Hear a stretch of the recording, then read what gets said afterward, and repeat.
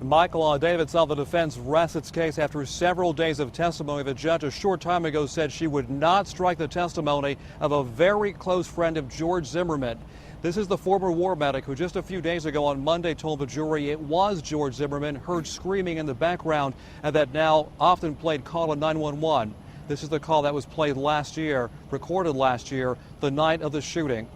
Beyond that, this continues to be a very fast-moving evening here in Sanford as attorneys and the judge continue to come together to decide what's next over these next several hours. In fact, the judge right now wrapping things up for the day. The story we're reporting on right now with respect to her decision is because John Donnelly, the friend, was not allowed to be in the courtroom during testimony. He was seen in there twice.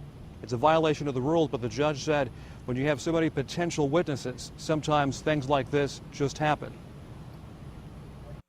In a case like this where there's a couple of hundred people on a witness list, it is a little insurmountable to notify every single person on that list that the rule of sequestration has been invoked, and especially in light of the fact that not even, one half of those witnesses were called during the trial. So I cannot make a finding that he had the knowledge. The defense presented its case late this afternoon. Right now, Marco Mero, George Zimmerman's attorney, is having a press conference answering questions from reporters. He'll be having this for a couple of moments. We'll have a full report on what he's telling everyone coming up tonight on News Channel 5 at 11.